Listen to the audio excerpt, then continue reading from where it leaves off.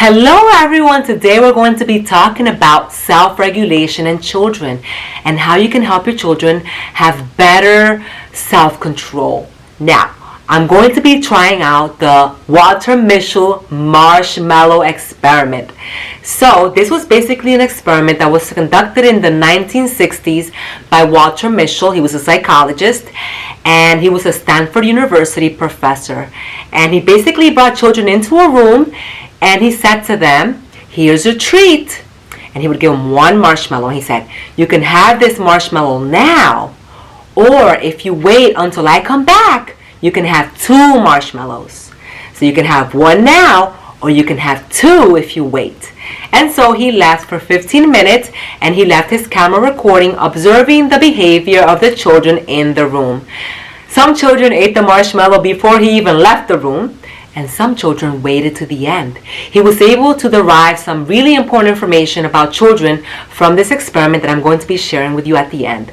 But before that, I want to try this experiment with my kids. So I have a 2 and a 4-year-old. I'm going to go ahead and bring them into the room and do the experiment with them. Now, they don't know anything about the experiment. They're just going to see the camera in front of them recording them. And they don't know what to do, what to expect, what not to do. So excited to see what they will do. Let's go and get started with that. Hi. We're going to play a little marshmallow game, okay? I'm going to give each one of you a marshmallow, okay? Now this is the way it goes, okay? I'm going to give you this marshmallow. You can eat this one now, but if you wait until I come back, you'll get two, okay? Okay. So if you eat this one now, you only have one. But if you wait until I come back with the bag, you'll have two, okay? Okay. Okay. All right, I'll be right back, okay? Okay. Okay.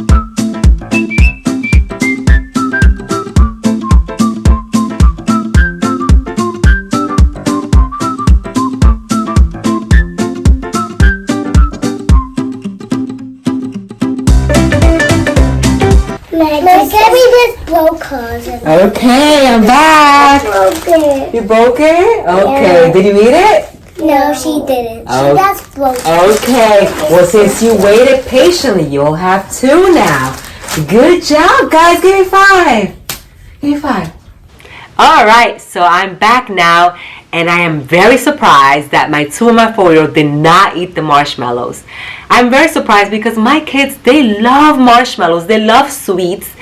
And I'm even more surprised that my 2-year-old has self-control not to eat it, even when my 4-year-old told her to eat the marshmallow. So that was really interesting. And I noticed that they kept themselves busy by playing with the marshmallow, playing with their hands. At one point they sat back, and my 4-year-old was telling my 2-year-old a story about how his foot was hurt once.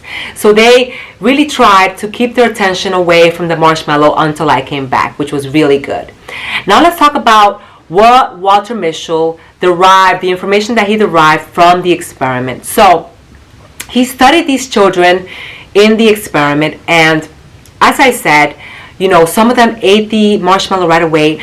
Now, I noticed looking at the video from when they recorded these children that the ones that waited, they were children that were able to distract themselves by either playing with their hair, they were playing with their hands, they were putting their hands under their legs, they were playing with the chair.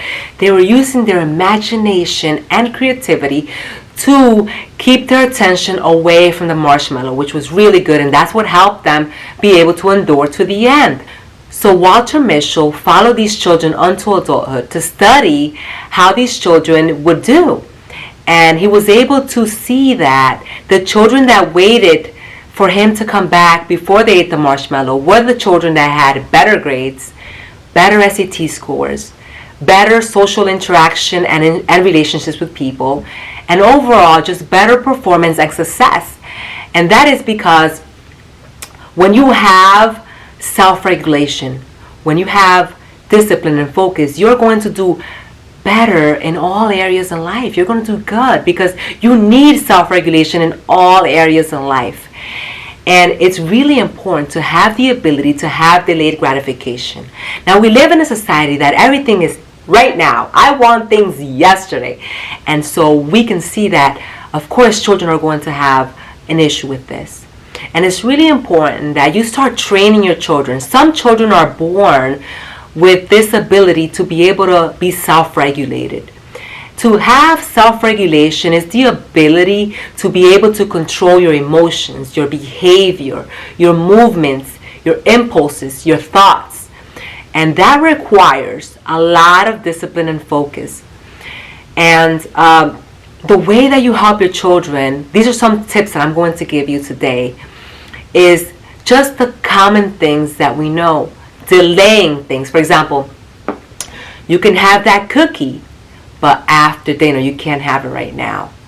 If you go to the store, you want that toy, we're not going to have it today. We can put it on a Christmas wish list, we can put it on a birthday wish list, but you can't have that today. So there's that, practicing of patience, of waiting, of earning things. That, delayed gratification is very important. Even if you can afford it, even if you can give your children the things that they want, it's really important to train them to have that delayed gratification.